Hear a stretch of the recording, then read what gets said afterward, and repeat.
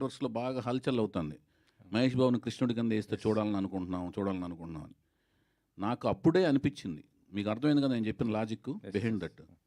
ఆ పెదాలు ఎలా ఉండాలంటే నవ్వినా కూడా మీసాలు లేకపోయినా కూడా మృదుత్వం ఉండాలి. కృష్ణుడికి చిరునవ్వులో మృదుత్వం ఉంటేనే ఆ కృష్ణుడికి అదేంటి కోమలత్వం ఉంటుంది.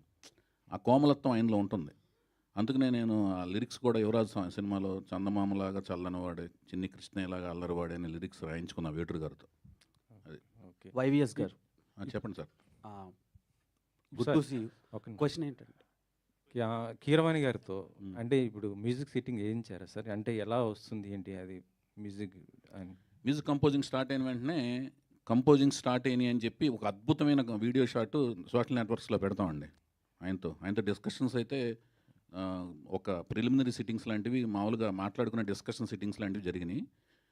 మిగతా range of sittings next level of sittings జరిగిన వెంటనే అన్నీ నేను పెడతాను, వీడియో షాట్స్ అవి పెడతాను. ఎందుకంటే మీ సినిమాకి మ్యూజిక్ చాలా హైలైట్ ఉంటుంది, చాలా ఇంప్రెస్గా ఉంటుంది. మీ ఫస్ట్ సినిమా ఏదైనా డెఫినెట్గా అయితే ఆయన మనసు పెట్టి మనసావజ కర్మన పనిచేస్తారండి. నేను అంతే మనసావజ కర్మన ఆయనతో పని చేయించుకుంటాకి విపరీతంగా శ్రమిస్తాను, కష్టపడతాం. ఓకే సార్, నెక్స్ట్ లెవెల్లో ఉంటుంది, ఆ లెవెల్లో ఉంటుంది, అవన్నీ అసలు నేను ఎప్పుడు మాట్లాడను. సార్ సాయిమాధవ్ గారు, ఈ సినిమాలో అంటే డైలాగ్స్ ఎలా ఉండబోతున్నాయి? ఎందుకంటే RRR లాంటి ఒక మూవీకి మొత్తం మీరు చేసిన ఏ డైలాగ్ అయినా పవర్ఫుల్ డైలాగులు ఉండబోతుంది. ఇప్పుడు ఒక మంచి డైరెక్టర్తో చేస్తున్నారు కదా, డైలాగ్స్ ఏ విధంగా ఉండబోతున్నాయి ఏంటి అసలు? ఖచ్చితంగా బాగుంటాయండి. ఎందుకంటే కథలో అవకాశం ఉంది, మంచి డైలాగ్స్ రాసే అవకాశం ఆ కథలో ఉంది. కథ వినగానే నాకు అనిపించిన ఫస్ట్ ఫీలింగ్ ఏంటంటే కథ బాగుంది, ఈ సినిమాకి నేను బాగా రాయొచ్చు, నేను కూడా కనిపించవచ్చు అనేటువంటి ఆలోచన ఆ కథ నాకు ఇచ్చింది. ఖచ్చితంగా డైలాగ్స్ బాగుంటాయి. త్వరలో రిలీజ్ కాబోతున్న గేమ్ చేంజర్ కూడా మీరు మంచి రాశారు కదా, అవును. ఆ డైలాగ్స్ ఎలా ఉండబోతున్నాయి?